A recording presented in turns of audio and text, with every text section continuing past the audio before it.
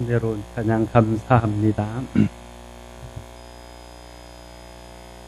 사람에게는 부끄러워해야 될 일이 있고 자랑스럽게 여겨야 할 일들이 있습니다. 부끄러워해야 할 일들을 부끄러워할 줄 알고 자랑스럽게 여겨야 할 일들을 자랑스럽게 여기는 것이 바른 사람의 태도일 것입니다. 그런데 종종 사람들은 부끄러운 일을 부끄러워하지 않고 오히려 자랑하거나 자랑스러운 일을 오히려 자랑하기보다 부끄러워하는 이런 모습들을 종종 보게 되어집니다.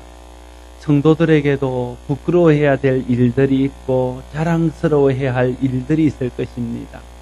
우리가 하나님의 자녀요 주님의 제자된 성도로서 무엇을 부끄러워하고 무엇을 자랑해야 할까요?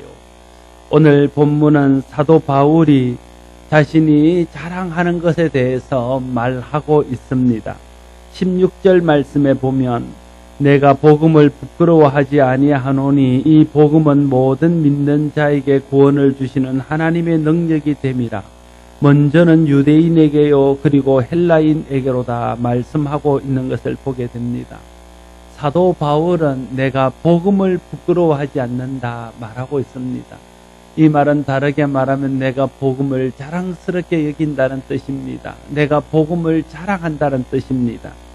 바울이 복음을 부끄러워하지 않는다 이렇게 힘주어 강조하고 있는 데에는 복음을 부끄러워하는 사람들이 있었다는 것을 반증합니다. 다른 사람들이 복음을 부끄러워하기 때문에 바울은 나는 복음을 부끄러워하지 않는다 이렇게 말하고 있는 것입니다. 또 그런가 하면 바울 마음속에도 복음을 부끄럽게 여기도록 하는 유혹들이 있었다는 거예요.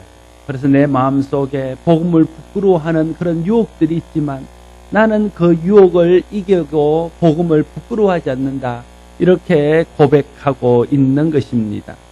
왜 사람들은 복음을 부끄러워할까요? 왜 바울 마음속에도 복음을 부끄러워하는 유혹을 받았을까요?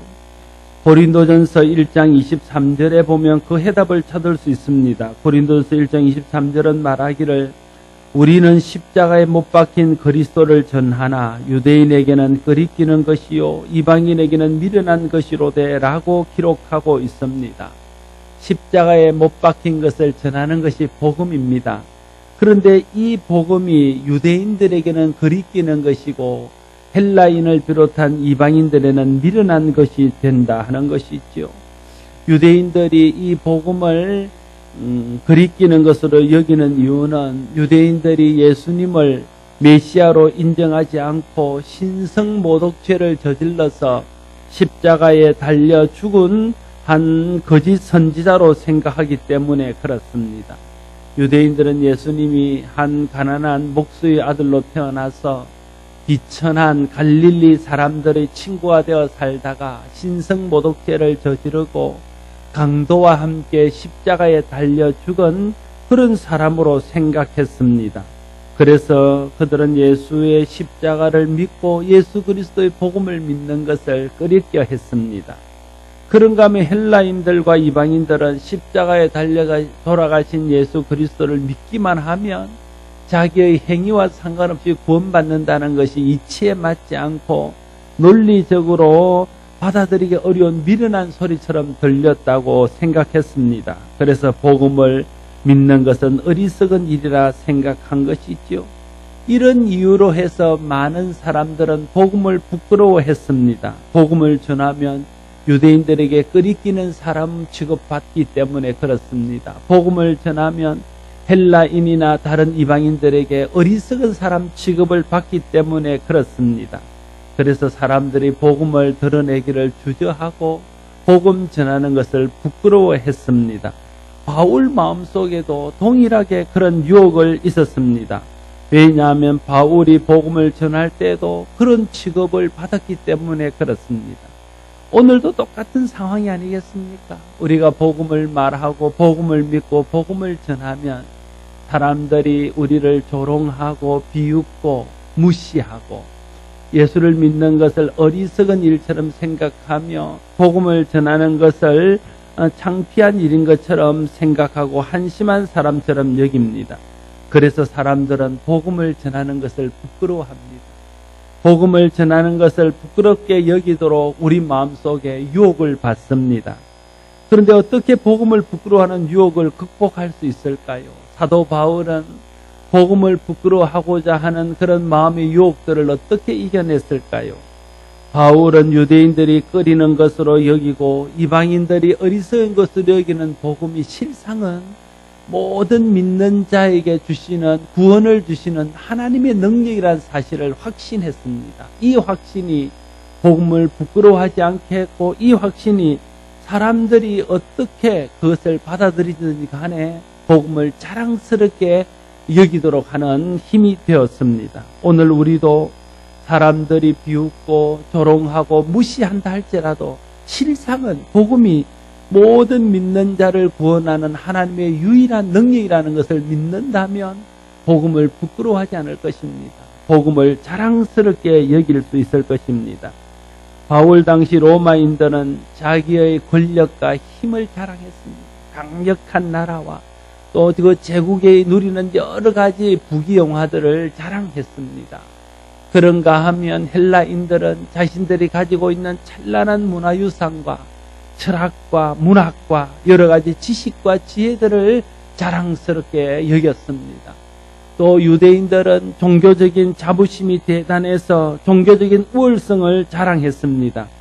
그러나 사도 바울은 복음이 모든 사람에게 구원을 주시는 하나님의 능력이라는 사실을 알았기에 사람들이 그를 조롱하고 무시하고 박해한다 할지라도 자신은 복음을 부끄러워하지 아니하고 복음을 자랑스럽게 여겼습니다. 바울은 갈라디아서 6장 14절에서도 내게는 우리 주 예수 그리스도의 십자가 외에 결코 자랑할 것이 없으니 라고 말하고 있는 것을 보게 됩니다. 그는 자기가 자랑할 것 중에 최고의 자랑은 예수 그리스도의 십자가였다는 거예요. 자신이 다른 어떤 것도 자랑할 것이 없고 오직 예수 그리스도의 십자가의 복음을 알아서 그 복음 안에서 구원받고 그 복음을 전함으로 다른 사람이 구원받을 수 있게 되는 이 복음만이 자신의 자랑거리라고 그는 힘주어 말하고 있는 것입니다. 복음은 모든 사람에게 구원을 주시는 하나님의 능력입니다. 복음은 하나님께서 인간을 구원하시기 위해 모든 사람들에게 주시는 은혜의 선물입니다. 그러므로 복음은 부끄러운 것이 아닙니다. 사람들이 우리를 어떻게 대하든지 간에 우리는 복음을 부끄러워해서는 안 됩니다. 복음을 자랑해야 합니다. 우리 모두는 다 한 사람도 예외 없이 복음을 듣고 그 복음을 믿음으로 구원받았지 않습니까? 복음을 믿는 것 외에는 구원의 방법이 없습니다. 하나님께서 주신 구원의 유일한 방법은 예수 그리스도의 십자가를 통해서 이루신 하나님의 은혜의 선물인 십자가의 복음을 믿는 것뿐입니다. 그러므로 복음을 결코 부끄러워할 것이 아닙니다. 복음은 자랑스러운 것입니다. 우리가 날마다 자랑해야 할 것입니다.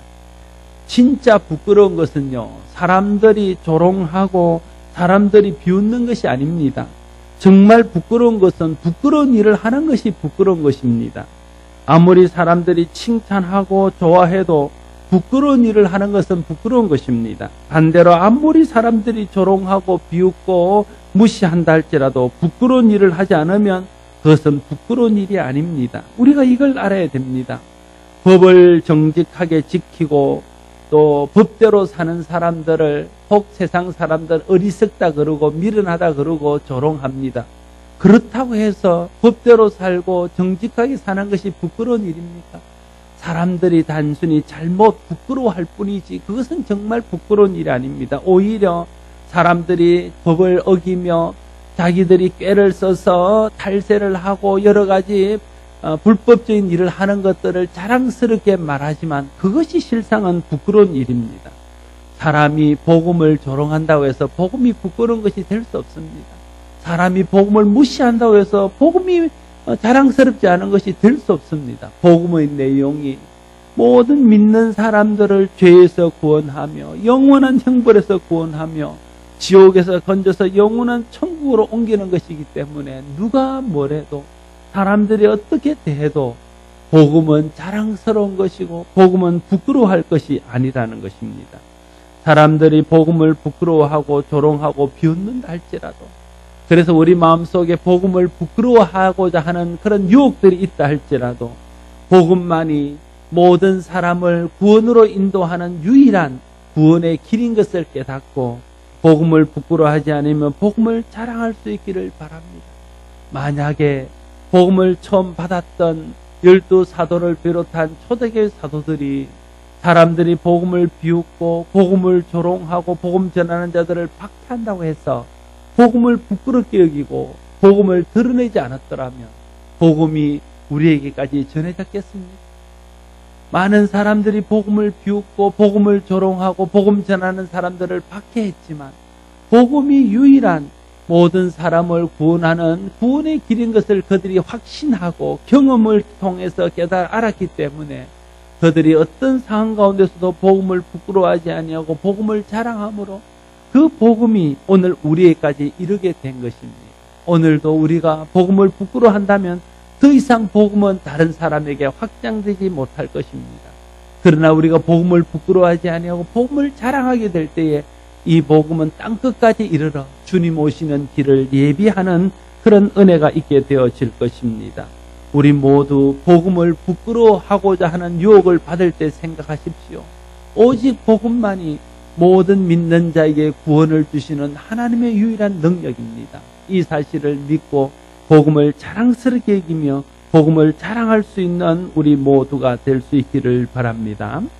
17절 말씀에 보면 복음에는 하나님의 의가 나타나서 믿음으로 믿음에 이르게 하나니 기록된 바 오직 의인은 믿음으로 말미암아 살리라 함과 같으니라 말하고 있습니다. 사도 바울은 복음에는 하나님의 의가 나타나서 믿음으로 믿음에 이르게 한다 이렇게 말하고 있습니다. 이 성경 구절이 굉장한 구절입니다. 마틴 루터가 이 성경 구절을 깨닫고 난 후에 종교개혁을 단행했습니다. 그가 어느 날 자신의 죄를 씻고 하나님 앞에서 의로운 자가 되기 위해서 성 베드로 성당의 계단을 무릎으로 기어오르고 있었습니다. 고통스럽게 고행하며 무릎으로 성 베드로 성당을 기어 올라가다가 갑자기 불현듯 이 로마서 1장 17절 말씀이 떠올랐습니다. 복음에는 하나님의 의가 나타나서 믿음으로 믿음에 이르게 한다는 이 말이 자기 마음속에 딱 와서 깨달아졌습니다. 그래서 루터는 그 자리에서 벌떡 일어났습니다. 그리고 그는 복음을 깨달은 후에 그때 나는 새로 태어났고 열린 문을 통하여 호련히 천국으로 들어가는 것을 느꼈다고 그는 고백했습니다. 복음이 모든 믿는 자에게 구원을 주시는 하나님의 능력이 되시는 이유는 복음에는 하나님의 의가 나타나기 때문에 그렇습니다. 복음에 하나님의 의가 나타난다는 의미가 무엇일까요? 이 말이 굉장히 중요한 말입니다. 이 말을 이해하기 위해서는 복음이 무엇인가 하는 것을 알아야 됩니다.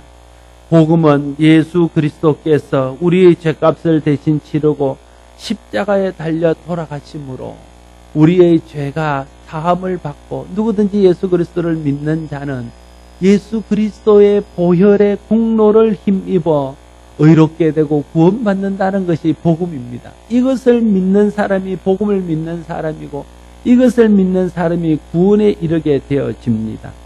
사람은 죄가 있습니다. 누구나 다 죄가 있습니다.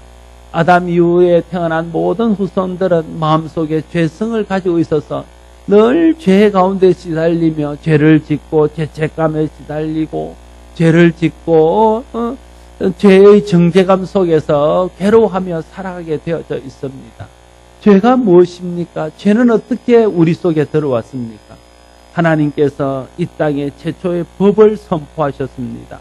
아담과 하와에게 선악과를 보여주시면서 에덴 동산에 있는 모든 실과는 너희가 마음대로 먹을 수 있으나 동산 한가운데 있는 선악을 알게 하는 나무의 실과는 먹지 말라. 너희가 먹는 날에는 반드시 죽을 것이다.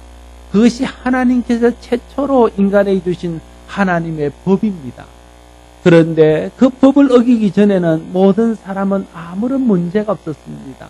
하나님의 은혜 안에서 행복하게 생명을 누리며 살았습니다. 그런데 사람이 욕심에 이끌려 사단의 유혹을 받고 하나님의 법을 어겼습니다. 하나님이 먹으면 반드시 죽는다는 선악과를 따서 먹었습니다. 선악과를 먹었다는 것이 중요한 것이 아니라 하나님께서 반드시 먹으면 죽는다는 말씀을 어기고 하나님의 법을 어긴 것이 문제였습니다. 그래서 하나님의 법에 의해서 사람들은 죽음을 당합니다. 여러분, 공의가 무엇입니까? 의가 무엇입니까? 옳은 것이 무엇입니까? 법대로 하는 것이 옳은 것입니다. 하나님이 법을 세우고 하나님이 그 법을 어긴다면 하나님은 의로운 분이 아니십니다.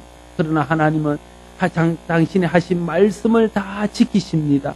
세우신 법대로 행하시는 것입니다. 그래서 공의로운 하나님이고 그래서 의로운 하나님이십니다. 그래서 하나님의 의에 따라서 하나님의 공의의 법에 따라서 모든 사람은 사망으로 인생을 끝내고 모든 사람은 죄의 결과로 죽음의 저주를 받게 되어져 있는 것입니다. 하나님께서 이 인간의 죽음을 끊기 위하여 이 땅에 하나님의 독생자 예수 그리스도를 보내주셨습니다. 예수 그리스도는 죄 없으신 분으로서 이 땅에 오셔서 우리가 죄 때문에 치러야 될 죄값을 우리 대신 치루어 주셨습니다. 그래서 하나님께서 죄 때문에 해야 될 심판을 인간에게 해야 되는데 인간 대신 예수님이 대신 그 심판을 받았다는 것입니다. 그래서 하나님은 아담의 죄로 인하여 인간에게 죽을 것이다 하신 그 법을 예수님을 통해서 다 이루었다는 거예요. 그래서 예수님은 하나님의 의를 이루신 분이십니다. 예수님은 하나님의 공의를 만족시켜 주신 분이십니다. 그래서 이제는 누구든지 예수 그리스도를 믿으면 예수 그리스도를 통해서 이루신 하나님의 의가 우리에게 미쳐서 그 하나님의 의로 인해서 죄사함을 받고 구원에 이르게 되어진다 하는 것입니다. 좀 어렵습니까 말이? 쉽게 말하면 이렇습니다. 내 죄값을 누가 대신 치러주고 나는 그 죄에서 벗어나고 그렇다고 해서 내가 불법하게 도망을 쳐서 벗어나게 정당하게 죄값을 치르고 벗어났기 때문에 나는 이제 법적으로 아무 문제가 없는 사람이 되는 거죠. 바로 그런 거죠. 예수님이 법적으로 내가 치러야 될 죄값을 내 대신 치러줬다는 거예요. 그래서 나는 예수님이 대신 치른 것 때문에 나는 더 이상 이제 죄를 치르지 않아도 되게 되었다. 하나님의 공의를 예수님이 대신 이루심으로써 그 의를 힘입어서 나도 이제 의로운 사람이 되었다 하는 것입니다. 이것이 예수 그리스도를 믿을 때에 복음을 믿을 때에 하나님의 의가 우리 가운데 미치게 된다는 말의 의미입니다. 이제 누구든지 예수 그리스도를 믿으면 구원을 받는다 이렇게 말하면 그 말이 맞습니다. 이제 누구든지 예수 그리스도를 믿으면 죄사함 받는다 하는 말도 맞습니다. 또 동일한 말 중에 하나는 누구든지 예수 그리스도를 믿으면 의롭게 된다 하는 말도 맞습니다. 나는 의롭지 않지만 내 속에 죄가 있지만 내 죄 때문에 치유될 죄값을 예수님이 대신 다 치러줬기 때문에 더 이상 내가 죄값을 치러야 될 것이 남아있지 않다는 거예요. 그것이 내가 하나님의 의로 의롭게 됐다는 말의 의미입니다. 내 죄값이 없어졌다는 뜻이지요. 그래서 그것을 신학적인 용어로 칭의라 그러기도 하고 인의라 그러기도 합니다. 그 말은 하나님이 나를 의롭게 하셨다는 뜻입니다. 하나님께서 나를 의로운 자로 인정해 주셨다는 의미입니다. 로마서 3장 10절 말씀에 보면 의인은 없나니 하나도 없다 이렇게 선언하고 있습니다. 그러므로 하나님의 공의의 심판 앞에서 심판을 피할 수 있는 사람은 아무도 없습니다. 이 사실을 로마서 3장 23절은 말하기를 모든 사람이 죄를 범하였음에 하나님의 영광에 이르지 못하더니 라고 표현하고 있습니다. 하나님께서 이 땅에 하나님의 아들 예수 그리스도를 보내셔서 죄 없으신 그리스도를 우리의 모든 사람의 죄값을 대신 치르고 십자가에 돌아가게 하시기 전에는 모든 사람은 죄 때문에 하나님의 공의의 심판을 받고 죄값으로 죽음을 당할 수밖에 없었다는 말입니다. 그런데 예수님께서 그 죄값을 대신 지심으로 이제 누구든지 예수 그리스도의 공로를 의지하고 예수 그리스도의 공로를 믿기만 하면 하나님의 공의가 내게 임해서 내가 의로운 사람으로 인정을 받아서 더 이상 하나님의 공의의 심판을 받지 않아도 되는 것입니다. 누구든 예수 그리스도의 십자가의 대속의 죽음을 믿는 사람은 죄의 형벌에서 벗어나게 됩니다. 이것이 하나님의 법이며 하나님께서 죄인을 의롭게 만드신 법입니다. 그래서 예수 그리스도를 믿으면 의롭게 된다고 말하는 것이죠. 이것이 하나님께서 죄인을 의롭게 하셔서 구원하시기 위해서 예수 그리스도를 십자가에 달리게 하신 의미입니다. 복음을 믿을 때에 하나님께서 나를 의롭게 여기십니다. 복음을 믿으면 하나님께서 죄인을 의인으로 인정해 주십니다. 자기 의로 누구도 구원받을 수 있는 사람이 없습니다. 왜냐하면 하나님 앞에서 의인은 아무도 없기 때문에 그렇습니다. 그래서 우리의 죄값을 대신 치르신 예수 그리스도를 믿을 때에만 우리는 하나님 앞에 의인으로 인정받을 수 있고 하나님의 공의의 심판에서 벌을 면할 수 있게 되어집니다. 하나님은 사람에게 의를 요구하십니다. 하나님 앞에 죄는 심판을 받습니다.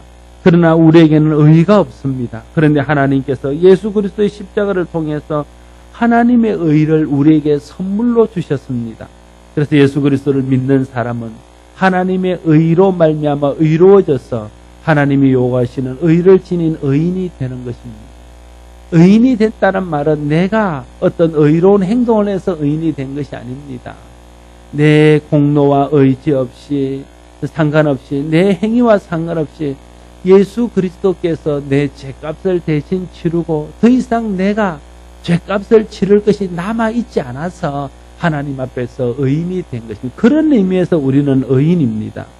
복음에는 하나님의 의가 나타나서 복음을 믿는 사람을 의롭게 만듭니다. 이것이 복음을 믿어야 하는 이유입니다. 복음이 모든 사람에게 증거되어져야 되는 이유입니다. 복음이 모든 믿는 사람을 구원하시는 하나님의 능력이 된다는 이유입니다. 복음에는 하나님의 의가 나타나 믿음으로 믿음에 이르게 합니다. 그러므로 우리가 이 복음을 믿고 이 복음을 전해야 됩니다. 그럴 때에 사람들이 복음을 듣고 믿어서 하나님의 의를 힘입어 자신의 죄의 형벌에서 벗어나고 하나님의 의인으로 인정받아서 이 땅을 살 때와 영원할 동안 하나님의 은혜와 구원의 복을 누리며 살게 될 것입니다. 저와 여러분이 이 하나님의 의를 누리며 살게 되기를 바라고 이 하나님의 의를 복음을 통해서 다른 사람에게 증거할 수 있게 되기를 바랍니다. 특별히 믿음으로 믿음에 이른다는 말이 무슨 말일까요? 복음에는 하나님의 의가 나타나서 믿음으로 믿음에 이른다 이렇게 말하고 from faith to faith 이렇게 믿음으로부터 시작해서 믿음에까지 가게 된다는 것입니다. 이 말은 한마디로 말하면 그리스도의 삶은 처음부터 끝까지 믿음에 의한 것이라는 것을 강조하고 있습니다. 우리의 모든 삶은 믿음으로 되어지는 것입니다. 우리가 구원받은 것도 믿음으로 되었고 하나님의 자녀가 된 것도 믿음으로 되었고 천국을 소유하게 된 것도 믿음으로 되었고 의롭게 된 것도 믿음으로 되었고 우리가 영적으로 자라가는 것도 믿음 안에서 자라가는 것이고 열매를 맺는 것도 믿음을 통해서 얻게 되는 것이고 믿음을 전파함으로 또 다른 사람들이 믿는 사람이 되는 것도 다 믿음의 전파를 통해서 되어지는 것입니다. 그러므로 모든 그리스도 안에서의 성도의 삶은 믿음에 의한 삶이고 믿음을 통한 삶이라 할 것입니다. 그래서 믿음으로 시작해서 믿음으로 마치는 것입니다. 이것이 복음에는 하나님의 의가 나타나서 믿음으로 믿음에 이르게 한다는 말의 의미입니다. 구약시대 때 하박국 선지자는 하나님께서 범죄한 하나님의 백성을 심판하기 위해서 불의한 바벨론을 사용하신 것을 이해할 수 없었습니다. 아니 하나님께서 이스라엘 백성들을 징계하려고 그러면 어떤 의로운 나라, 의로운 백성을 통해서 하나님 백성들을 징계하든지 하지 범죄한 이스라엘 백성들을 징계하기 위해서 더 악하고 더 무자비하고 더 많은 죄를 지은 바벨론을 사용한다는 것이 말이나 되는 것이냐고 이 하박국은 하나님 앞에서 따져 물었습니다. 이럴 수 있냐고 하박국은 자신의 이해할 수 없는 마음을 원망과 불평으로 하나님 앞에 토로했습니다. 그때 하나님이 말씀하셨습니다. 오직 의인은 믿음으로 말미암아 살리라. 이렇게 말씀하셨습니다. 어떤 상황 속에서도 의인은 믿음으로 하나님의 신실하심을 믿고 하나님의 의로우심, 하나님의 선하심을 믿으며 살아야 된다는 것입니다.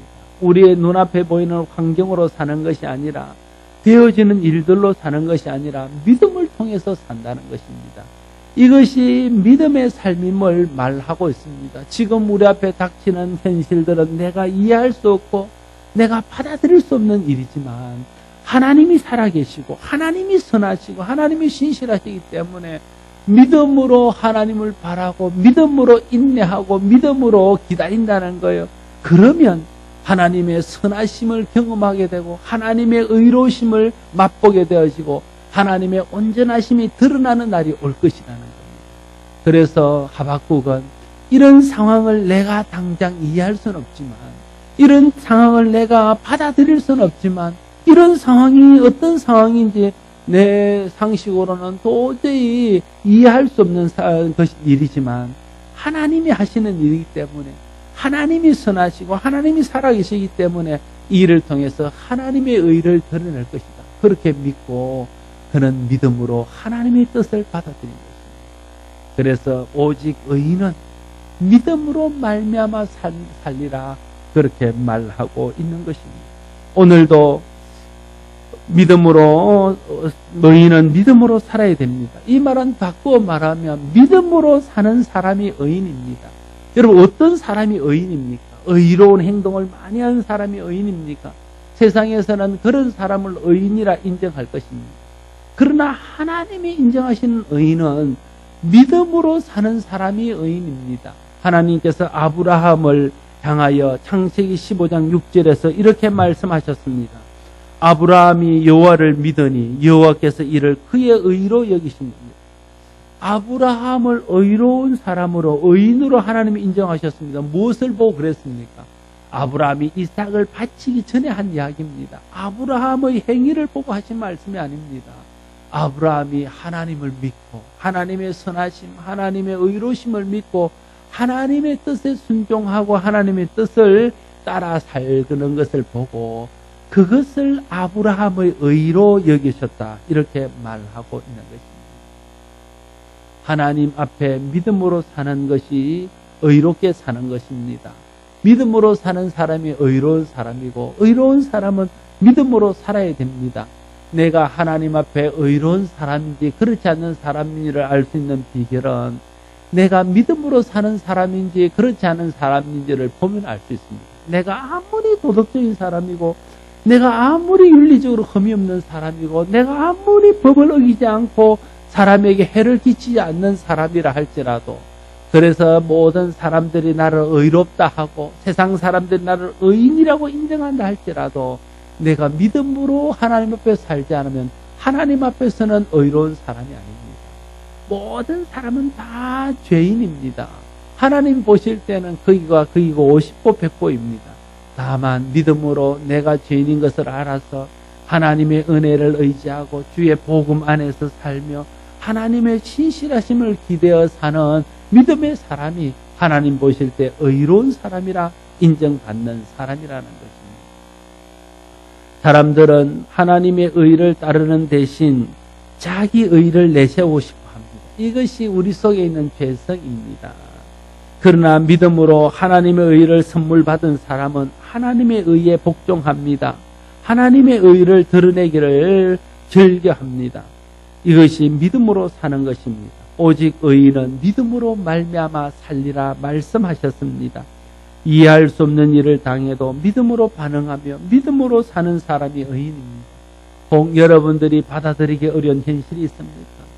기도하는데도 응답받지 못한 일들이 있습니까? 도저히 생각해도 이해가 되지 않는 일들이 있습니까? 그럴지라도 생각하십시오. 내가 다 이해할 수 없지만, 내가 다 받아들일 수 없지만, 내가 이 현실을 어떻게 설명할 수 없지만 하나님은 살아계시고 하나님은 선하시고 하나님은 의로우시고 하나님의 뜻은 내 뜻보다 온전하기에 내가 하나님 앞에 순종하며 믿음으로 하나님을 바라고 살겠노라고. 그것이 믿음으로 사는 것입니다. 그것이 의인의 삶입니다. 그렇게 될 때에 우리가 믿음의 결과를 보게 될 것입니다.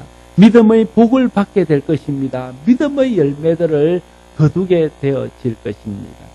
사랑하는 성도 여러분, 사도 바울은 내가 복음을 부끄러워하지 않는다고 말합니다. 사람들이 조롱하고 무시한다고 해서 복음이 부끄러운 것이 아닙니다. 복음에는 하나님의 의가 나타나서 모든 믿는 자들을 구원에 이르게 하는 하나님의 능력이 들어져 있습니다. 그래서 복음은 정말 자랑스러운 일이고 복음은 정말 우리가 자랑해야 될 일들입니다. 사람이 비웃고 사람이 조롱한다 할지라도 우리는 복음을 부끄러워해서는 안 됩니다. 복음을 자랑스럽게 여기며 복음을 자랑해야 할 것입니다. 모든 사람은 오직 복음을 믿음으로만 구원에 이를 수 있습니다. 복음만이 구원을 주시는 하나님의 유일하신 능력입니다. 복음을 부끄러워한다면 이 복음은 다른 사람에게 증거되지 못할 것입니다. 그러면 하나님의 의도, 하나님의 구원도 사람들에게 이르지 못할 것입니다. 복음을 자랑스럽게 여기며 복음을 부끄러워하지 않는 사람을 통해서 복음은 드러나고 그 드러난 복음을 통해서 하나님의 구원의 능력이 사람들에게 미쳐져서 많은 사람들이 구원에 이르게 될 것입니다. 우리가 복음을 부끄러워하지 않고 복음을 자랑해야 되는 이유가 거기에 있습니다. 복음에는 하나님의 의가 나타납니다. 그래서 복음을 믿는 사람은 하나님의 의를 선물로 받아서 우리가 가지고 있는 원죄 또 우리가 짓는 모든 죄의 값을 치르지 아니하고 그것을 면제받고 죄가 있음에도 불구하고 예수 그리스도 때문에 의롭다 인정함을 받으며 의인이라 칭함을 받아서 하나님의 심판에서 면제함을 받고 구원에 이르게 되어질 것입니다. 그러므로 우리는 이제 믿음으로 살아야 됩니다.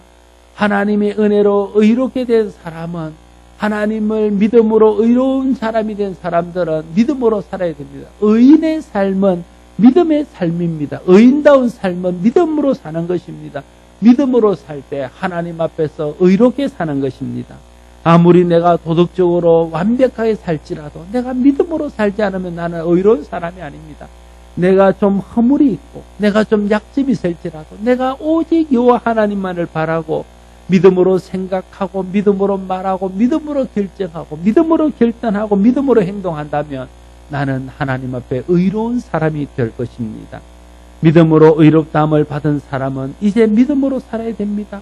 믿음으로 살 때에 믿음의 능력이 나타나고 믿음의 열매가 나타나기 때문에 그렇습니다. 우리 모두가 예수 그리스도를 통해 주신 복음을 자랑스럽게 여기고 이제 그 복음을 가슴에 품고 믿음으로 살아서 믿음을 통해 주시는 하나님의 축복을 우리가 누리고 믿음의 열매들을 보며 또 믿음을 통해서 또 우리가 복음을 자랑하는 것을 통해서 많은 사람들이 구원받는 것을 보게 되는 우리 모두가 될 수 있기를 바랍니다. 기도하겠습니다. 아버지 하나님 은혜를 감사합니다. 죄로 인하여 죽을 수밖에 없는 우리들을 살리시려고 이 땅에 예수 그리스도를 보내주시고 우리의 죄값을 대신 치러주심으로 이제 더 이상 우리가 죄값을 치를 것이 없게 하셔서 우리를 의인되게 하시니 감사합니다. 누구든지 예수 그리스도의 십자가의 공로를 믿는 사람들마다 이렇게 의인이 되어서 하나님의 구원의 은혜를 입게 됨을 믿습니다. 우리가 예수 그리스도를 믿어 의롭게 된 이 복음을 자랑스럽게 이기며 세상 가운데 자랑할 수 있도록 도와주시고 이제 의인은 오직 믿음으로 말미암아 살 것이라 하신 말씀을 기억하면서 믿음으로 생각하고 믿음으로 말하고 믿음으로 결정하고 믿음으로 행동하고 믿음으로 살아서 믿음의 열매를 우리가 누리고 믿음의 열매를 많은 사람들과 함께 나눌 수 있는 우리의 삶이 되게 하여 주시옵소서. 예수님 이름으로 기도드리옵나이다. 아멘.